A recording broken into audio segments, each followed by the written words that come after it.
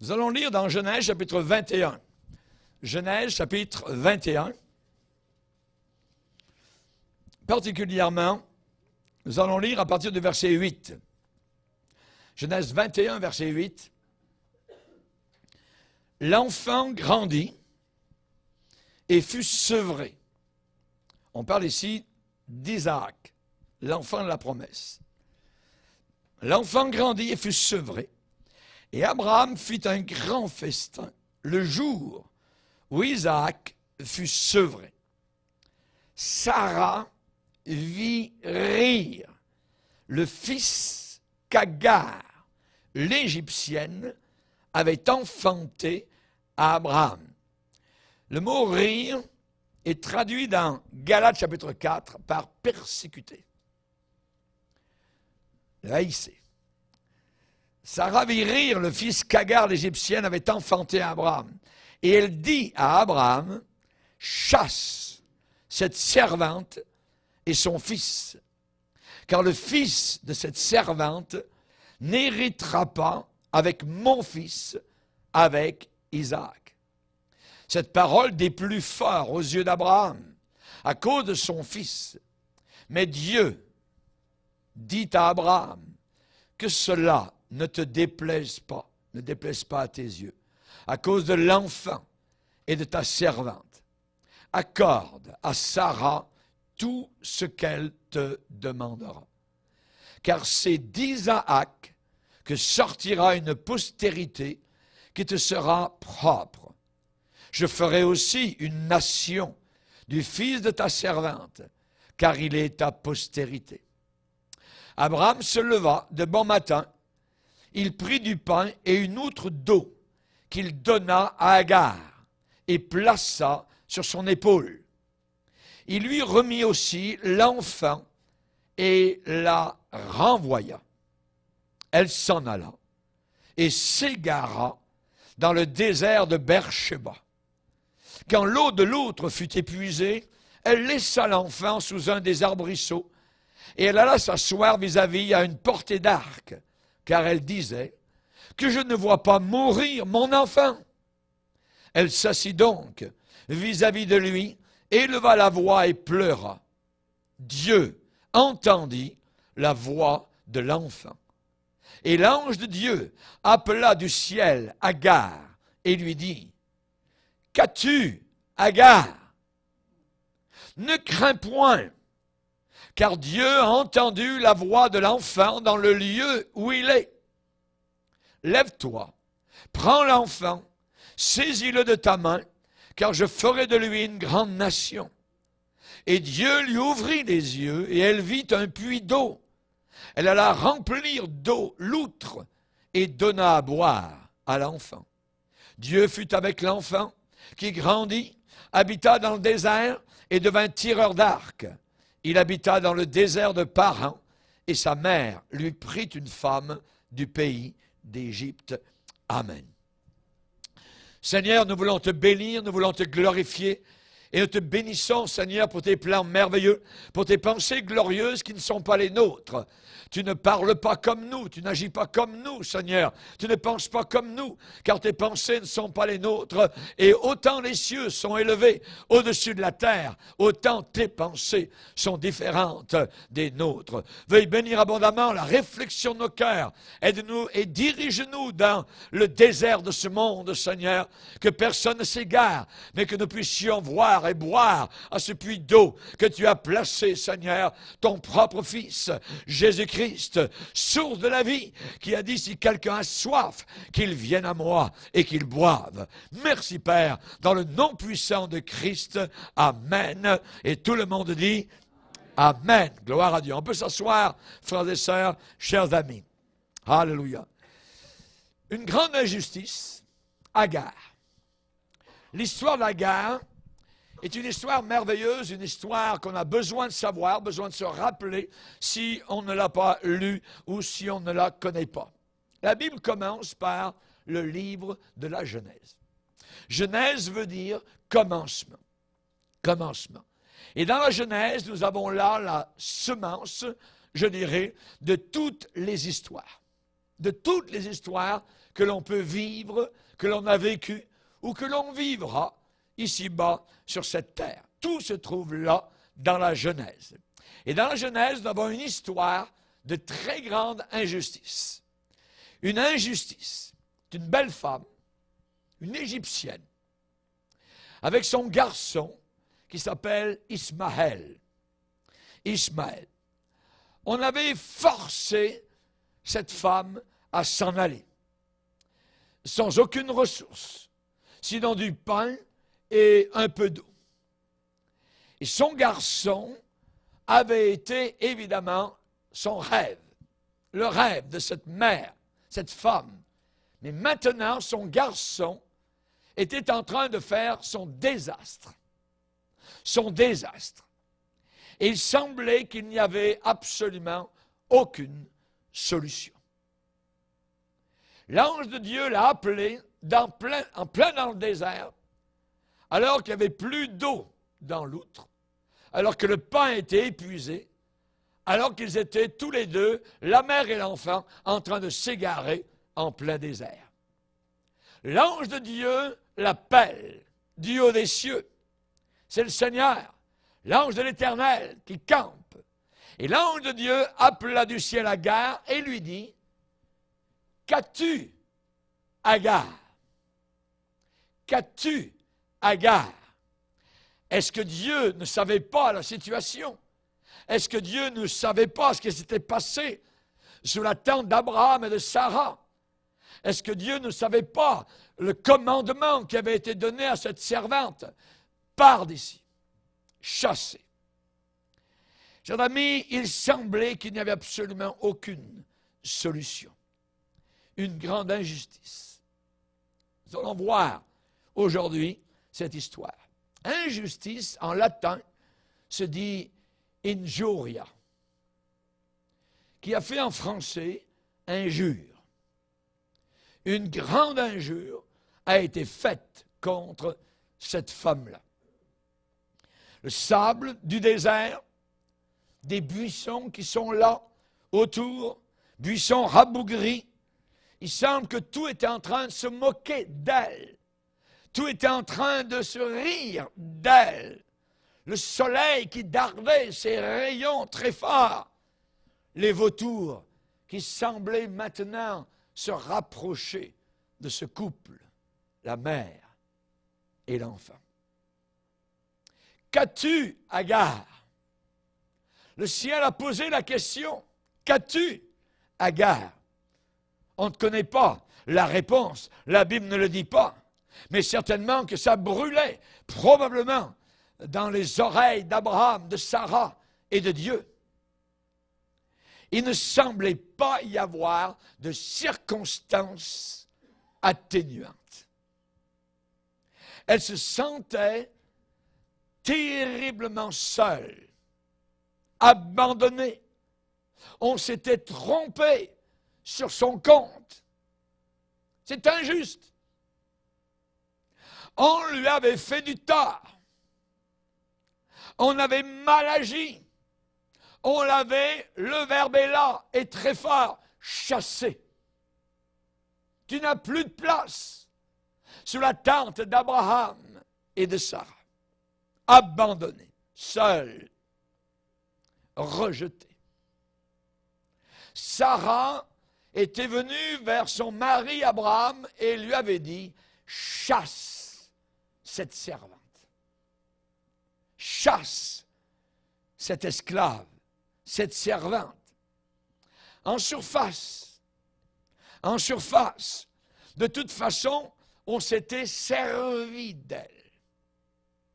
D'une manière méchante. C'est une vieille histoire qui s'est répétée au travers des siècles. 1 million de femmes, que dis-je? Des dizaines, des centaines de millions de femmes, désillusionnées, peuvent répéter la même histoire qu'Agar. C'est quoi cette histoire? Des promesses qui n'ont jamais été exécutées. Des promesses qui n'ont jamais été exécutées. ce matin, vous êtes là, et vous qui m'écoutez, j'aimerais vous dire une chose, c'est tout d'abord, le ciel vous connaît. Le ciel sait. Quelle que soit l'injuria, l'injustice que vous avez vécue, que vous vivez ou que vous vivrez. Ici-bas sur la terre, nous sommes dans une vallée remplie, paquetée d'injustice. Heureux ceux qui ont faim et soif de justice. Et nous allons vers une nouvelle terre où la justice habitera. Vous êtes connus du ciel. Le ciel, c'est exactement. Et vous pose la même question qui a été posée à Agar. Qu'as-tu, Agar? Qu'as-tu, Agar? Voyons donc. Qu'as-tu, Agar? J'aimerais vous dire ce que le ciel nous dit. Ne crains rien. Ne crains rien, car je suis avec toi. Avec ton outre sur l'épaule qui est en train de se vider, avec tes miettes de pain qui sont en train de sécher, avec ton enfant qui est à côté de toi et qui possiblement va mourir d'une heure à l'autre. Les vautours sont là, ils rôdent. Ne crains rien, car je suis avec toi. Ne promène pas des regards inquiets, car je suis ton Dieu. Je viens à ton secours. Le ciel sait précisément et il sait exactement où vous êtes, qui vous êtes. Le ciel connaît le centre complet et la circonférence à 360 degrés. Vous ne trouverez pas de l'aide, du secours dans la tente d'Abraham. Non. Sarah ne sera pas sympathique avec vous. Mais Dieu dit, avant que tu naisses, je te connaissais. Avant que tu naisses, je savais le plan que j'avais pour ta propre vie. Quand tu te lèves, je le sais. Quand tu t'assieds, je le sais. Ta parole n'est pas encore sortie de tes lèvres, que je sais exactement ce que tu vas dire. Arrêtez de regarder dans la direction de la tente d'Abraham et de Sarah. Chasse cette servante. Abraham a déclaré cela. Maintenant, il faut que cette servante s'en aille. Arrêtez de regarder dans la direction d'Abraham et de Sarah. Il n'y aura aucune sympathie sous cette tente. Ce chapitre est fini, c'est fermé. Mais rappelez-vous les paroles de Dieu de l'histoire humaine. J'ai vu, j'ai entendu, je suis descendu et je veux te faire monter vers un pays où coule le lait et le miel. J'ai vu, j'ai entendu, je connais. Ne regarde pas vers les hommes, regarde vers ton Seigneur. Qu'as-tu, Agar? Qu'as-tu? C'est quoi le problème? Qu'as-tu, Agar? Ne regardez pas non plus en arrière. Regardez vers le haut. Regardez vers le haut. D'où me viendra le secours? Le secours ne descend pas des collines. Le secours me vient du Dieu qui a créé les cieux et la terre. Il est un Dieu qui parle, un Dieu qui connaît, un Dieu qui prend soin. Il sait le désert, il sait l'épuisement, il sait les points d'interrogation, les interrogations. Il connaît tout cela, il sait. Rappelez-vous, j'ai vu, j'ai entendu, je te ferai monter. C'est-à-dire le plus tôt vous enlèverez votre cœur du passé, mieux ce sera.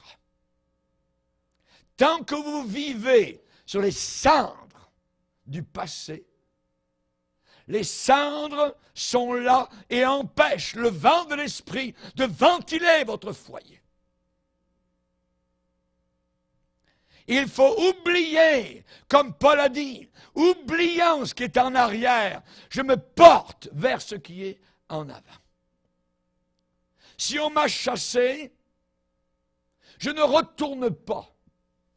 Je continue, ou je ne sais pas, mais il y a un œil qui me voit, il y a quelqu'un qui me conduit, il y a un conseil qui m'est donné, et on me pose la question du haut des cieux, qu'as-tu? Qu'as-tu?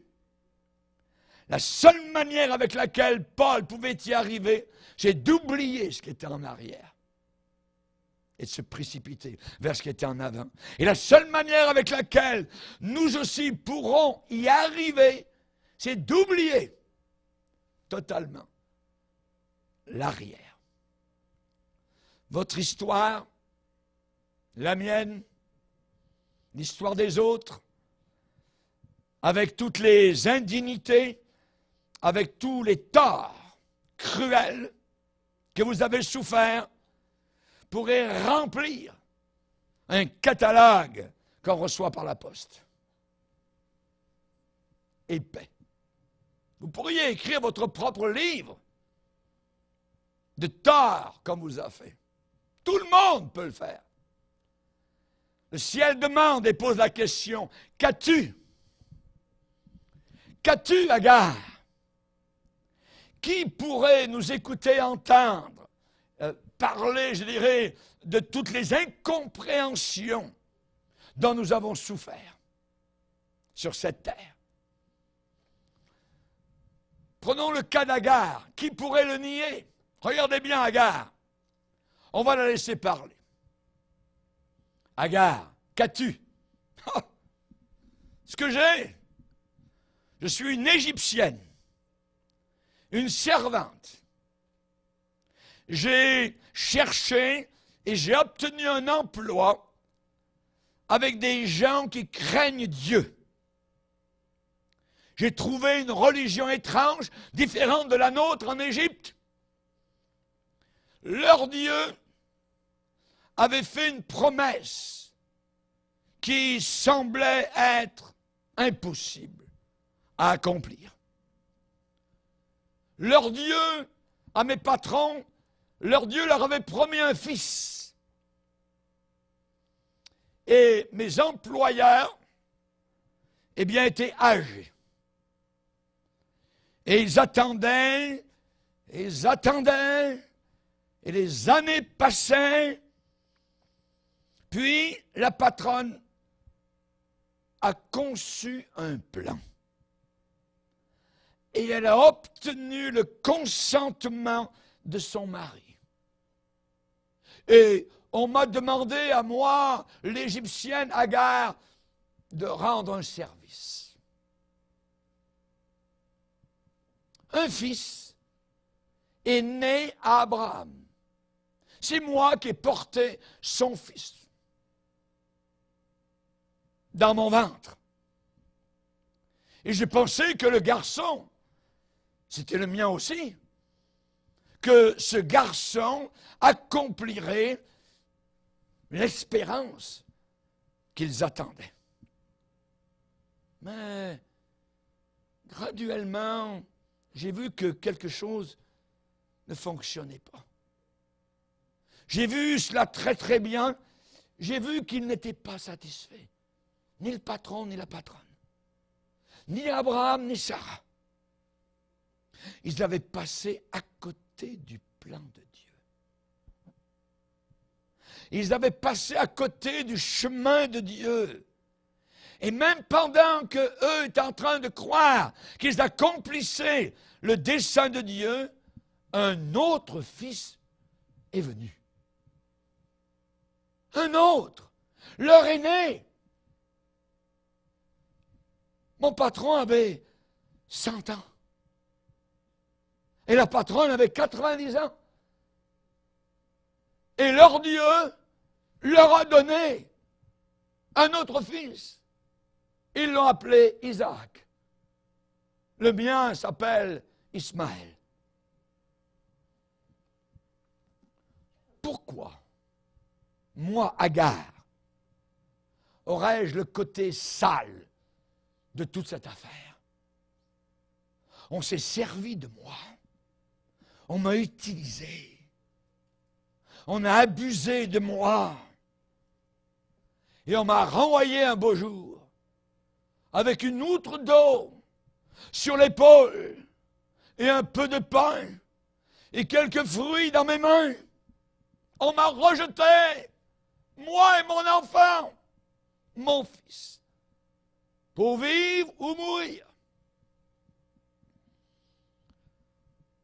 Mes amis, de cette histoire, n'importe quel légiste, homme de loi, procureur de la terre,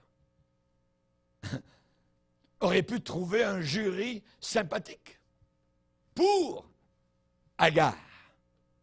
Un tel cas d'injustice, injuria.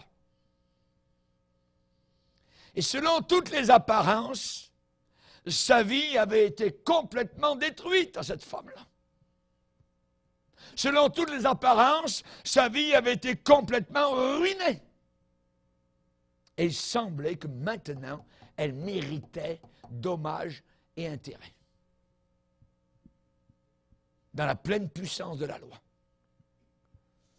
Il y a beaucoup de cœurs qui m'écoutent ce matin et vous avez des cœurs lourds. Vous avez vécu des injustices. Beaucoup de vous, vous ressentez que vous êtes des victimes, qu'on vous a utilisé, qu'on s'est servi de vous. Et au fond de votre cœur, vous maudissez un monde qui est si mal équilibré. Pourquoi certains ont toujours de la chance? Pourquoi certains ont toujours la bonne part du gâteau? Et moi, on me donne juste de regarder le gâteau sans toucher.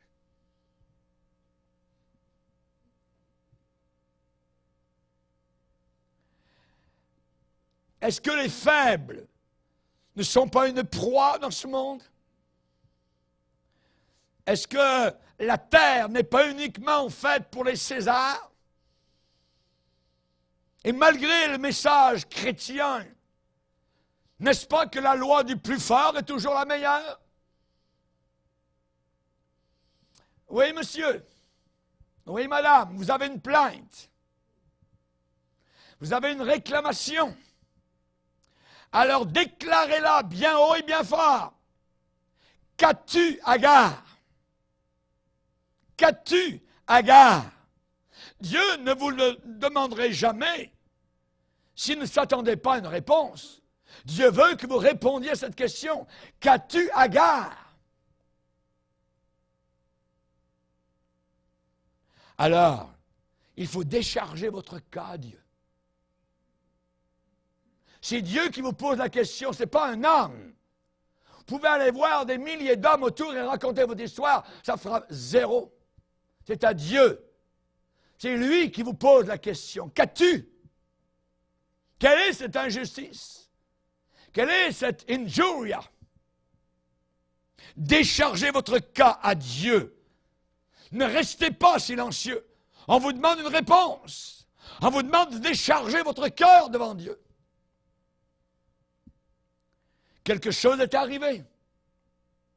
Et vous n'aimez pas cette chose-là. Vous pensez ne pas mériter cela. Ne mourrez pas. Si vous êtes en train de ruminer sur cette chose-là dans votre désert, vous allez mourir dans votre désert.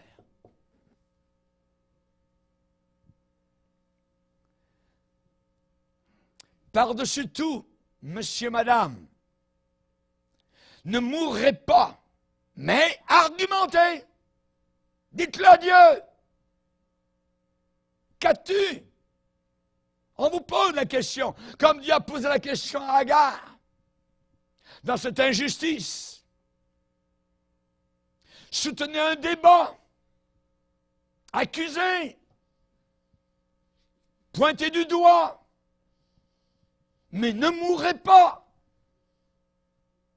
Ne restez pas silencieux en train de nourrir votre chagrin, votre peine, votre misère. Qu'as-tu, Agar? Dieu vous demande ça. Quel est ton problème? Ben, tu le sais. Non, je veux que tu me le dises. Qu'as-tu? La Bible enseigne, répandez vos cœurs en sa présence. Répandez, ça veut dire répandre. Dites-lui en sa présence.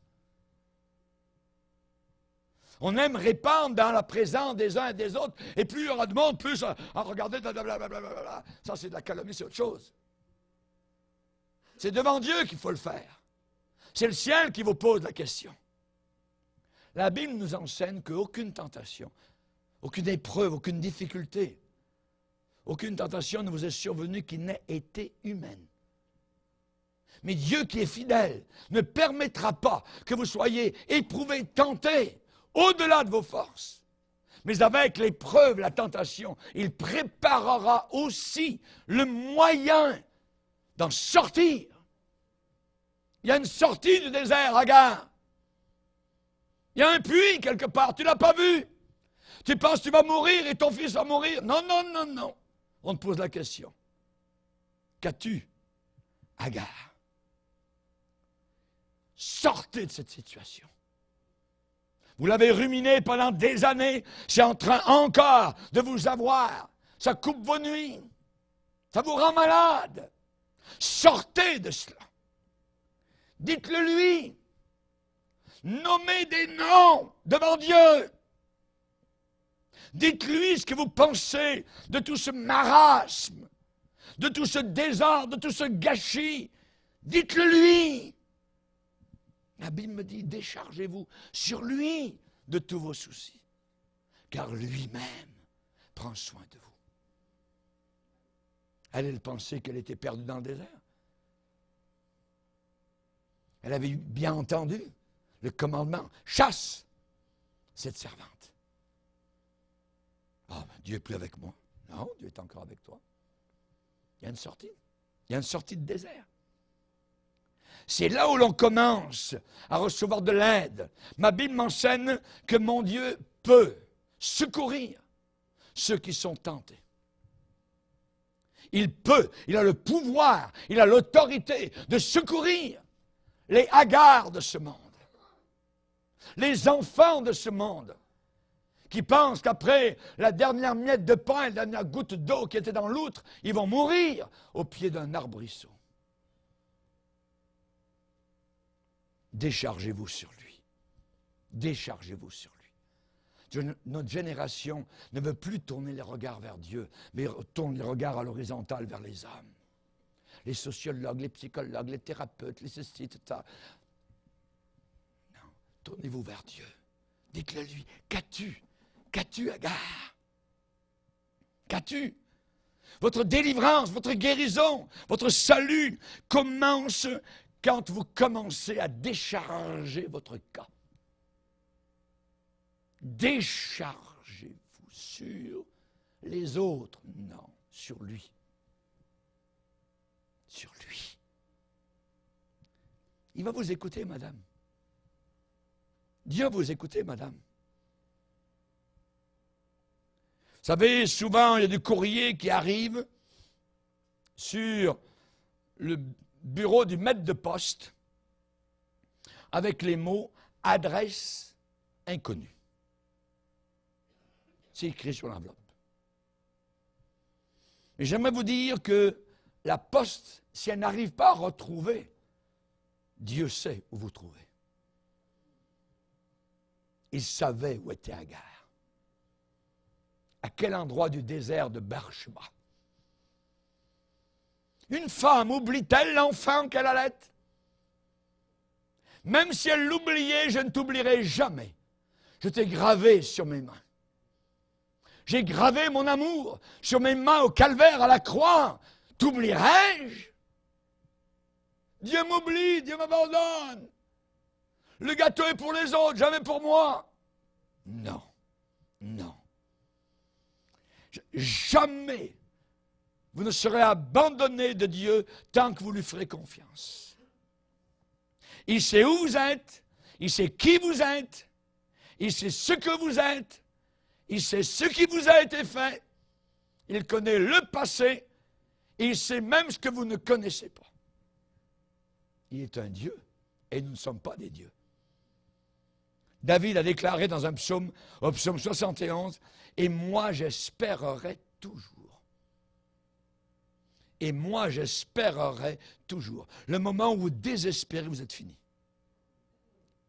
Moi j'espérerai toujours. Toujours. Les déserts. Dieu permet que nous allions dans des déserts. Désert, c'est très peu agréable. Il n'y a pas d'ombre, il n'y a pas de grands arbres, il n'y a pas d'eau, il n'y a pas de rivière, de fleuve. C'est un désert. Un désert. Et Dieu permet que nous vivions des déserts. Moïse était dans le désert depuis belle lurette, 40 ans. Quand Dieu lui dit, hey, je suis encore là, je te renvoie vers l'Égypte, tu vas délivrer mon peuple. Dieu était là, dans le buisson ardent. C'était au milieu d'un désert. L'apôtre Paul, après avoir été sauvé, avoir eu la révélation de Dieu, après avoir eu l'expérience de la corbeille, que l'on a descendu de la muraille en cachette de Damas, il est allé au désert pendant 3 ans. Oubliez-moi. Le désert. Quand vous êtes oublié de tout le monde, quand vous êtes oublié des cœurs, quand vous vivez votre désert, le Seigneur est là. Et il parle. Et les plus grandes leçons que vous apprendrez, elles seront là, dans le désert. C'est dans le désert. Dans le prophète Osée, le Seigneur parle à son peuple. Et il dit une chose merveilleuse, Osée chapitre 2, « C'est pourquoi je veux l'attirer et la conduire au désert. Et je parlerai à son cœur. » Et je parlerai à son cœur. Osée chapitre 2, verset 16. Je veux, c'est la volonté de Dieu parfois dans notre vie chrétienne, de nous attirer. Il y a une attraction, il y a un aimant qui nous demande d'aller au désert. Jésus est allé au désert, poussé, pas par le diable, poussé par le Saint-Esprit. Et le Saint-Esprit, parfois, nous conduit lui-même dans des déserts. Et là, il parle à notre cœur. Je parlerai à son cœur. En ce jour-là, dit l'Éternel, tu m'appelleras mon mari. Tu ne m'appelleras plus mon maître. Des liens étroits se tissent dans le désert, dans les épreuves, dans les nuits sans sommeil. Quand vous levez le matin et vous avez la face tout allongée, parce que vous avez prié, parce que vous n'arrivez pas à dormir. Vous n'êtes pas allé prendre un paquet de pilules pour dormir, non! C'est le Saint-Esprit qui vous a réveillé pour que vous puissiez prier. Vous n'êtes pas malade. Déchargez-vous sur lui de tous vos soucis. Chers amis, Osée a été dans le désert. Un jeune homme se trouvait dans le désert. Et la Bible déclare, au temps du souverain sacrificateur Anne et Caïphe, la parole de Dieu fut adressée à Jean, fils de Zacharie, dans le désert. Dieu a passé par-dessus tout le système religieux de Jérusalem. Le temple, les robes, les cérémonies, les fêtes, ainsi de suite, l'encens, l'huile et tout cela.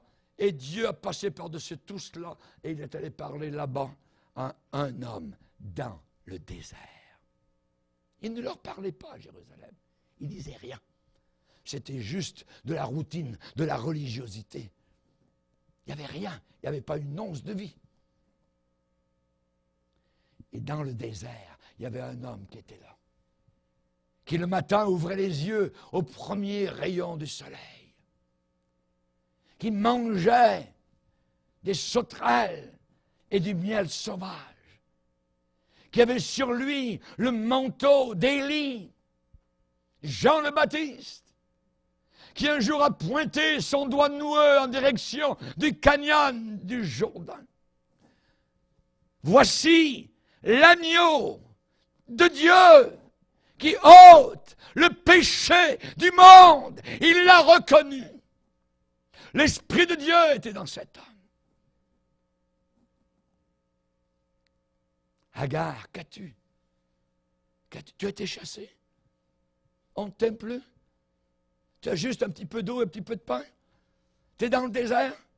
Les vautours sont là, le soleil brûle déjà. Tu penses que tu vas un petit peu te reposer, te coucher pour t'endormir à toujours? Non, non, non, non. La Bible dit, Dieu lui ouvrit les yeux. Seigneur, ouvre nos yeux. Dans nos déserts, nous pensons que dans nos déserts, il n'y a rien. Mais Dieu est là. Et il y a un puits. Elle ne l'avait pas vu. Ses yeux étaient tellement remplis de larmes qu'elle ne voyait plus rien. Tout ce qu'elle avait comme regard, c'était son bébé, son enfant. Et il allait mourir. Et elle aussi en même temps. Elle allait peut-être le couvrir de son ombre un peu. Mais ce n'était pas les plans de Dieu. Dieu lui ouvrit les yeux. Et soudain, elle vit un puits d'eau en plein désert qui était là. Voyons donc. Vous allez remercier Dieu pour vos déserts. Ne maudissez jamais vos déserts. Vous allez trouver un puits. Vous allez trouver une parole. Vous allez trouver le Seigneur. Il est là dans le désert. Vos plus belles expériences, elles sont là. Elles sont là. Même les cheveux de votre tête sont tous comptés. Il n'y en a pas un seul. C'est fin, un cheveu. Il n'y a pas un seul qui tombe à terre sans que Dieu ne le sache. Rendez-vous compte. Vous êtes toujours sous son regard, jour et nuit. Du premier au dernier jour. De votre premier jour de naissance jusqu'à votre dernier jour sur la terre. L'œil de Dieu, 24 heures sur 24, jour et nuit, du 1er janvier au dernier jour de décembre, chaque année de votre vie, il a l'œil sur toi. J'aimerais vous dire qu'une outre d'eau et du sable brûlant, c'est le grand remède de Dieu pour une ambition vaine. Je répète, une outre d'eau et du sable brûlant au travers de vos orteils, c'est le grand remède de Dieu pour une ambition vaine. Il y a certaines choses qui ne peuvent pas se faire. Il y a certaines choses qui ne peuvent pas être. Ne vous battez plus. Ce n'est pas que Dieu joue un jeu avec vous, madame, monsieur. Ce n'est pas que Dieu veut s'opposer à vos projets, vous barrer. Non, non, non, non, non. Dieu ne vous conduit pas sur un mauvais chemin. Dieu ne vous égarera pas dans le désert de Beersheba. Dieu ne vous séduit pas non plus, afin que vous alliez dans le mauvais sentier. Non, non, non, non, non. Non, loin de cela. Vous devez regarder plus loin, regardez plus loin que juste à vos pieds, en train de brûler dans le désert. Regardez plus loin. Dans cela, il y a quelque chose que Dieu veut nous montrer. Il y a certaines choses que vous voulez être, mais cela ne peut pas être. C'est tout. Cela ne peut simplement pas être. Ça ne peut simplement pas s'accomplir. Chasse l'esclave. Regardez dans Galates, maintenant chapitre 4.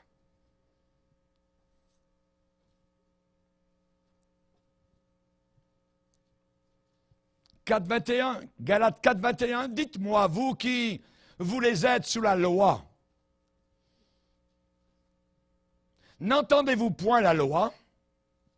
Car il est écrit qu'Abraham eut 2 fils, un de la femme esclave et un de la femme libre. Notez bien le côté esclave, le côté libre. Mais celui de l'esclave, le fils de l'esclave, naquit selon la chair. Et celui de la femme libre, Sarah, naquit en vertu de la promesse de Dieu. Ces choses sont allégoriques.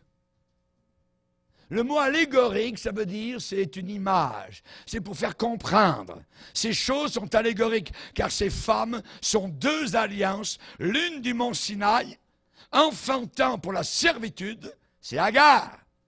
Car Agar, c'est le mont Sinaï en Arabie. Et elle correspond à la Jérusalem actuelle, qui est dans la servitude avec ses enfants. Mais la Jérusalem d'en haut est libre, c'est notre mère. Car il est écrit, réjouis-toi stérile, toi qui n'enfantes pas, les Sarahs de ce monde. Éclate et pousse des cris, toi qui n'as pas éprouvé les douleurs de l'enfantement. Car les enfants de la délaissée seront plus nombreux que les enfants de celles qui étaient mariées. Pour vous, frères, regardez bien, écoutez bien. Frères, comme Isaac, vous êtes enfants de la promesse. Et de même qu'alors, à cette époque-là, celui qui était né selon la chair, c'est-à-dire Ismaël, persécutait et riait. Persécutait qui? Celui qui était né selon l'esprit. Ainsi en est-il encore maintenant. Mais que dit l'Écriture? Chasse l'esclave et son fils. Car le fils de l'esclave n'héritera pas avec le fils de la femme libre. C'est pourquoi, frères, nous ne sommes pas enfants de l'esclave, mais de la femme libre. C'est pour la liberté que Christ nous a affranchis. Demeurez donc fermes et ne vous laissez pas mettre de nouveau sous le joug de l'esclavage, de la servitude. Alléluia! Il y a des choses qui ne peuvent pas arriver. Agar, tu ne peux pas. Tu ne resteras pas sous la tente de la liberté. La tente où la promesse est accomplie. Donc, en réalité, Agar, tu pensais que ton fils, Ismaël, prendrait la part qui était réservée au fils de Sarah. Mais Dieu en a déterminé, en a décidé autrement, sans égard à tes pensées. Sans égard à ce que tu penses. C'est vrai, on a péché contre toi.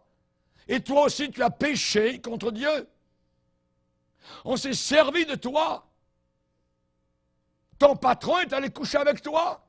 Et toi, tu as couché avec lui. C'est un péché. Et ta vie a été compromise. Mais ça ne peut pas être. Ton fils n'héritera pas.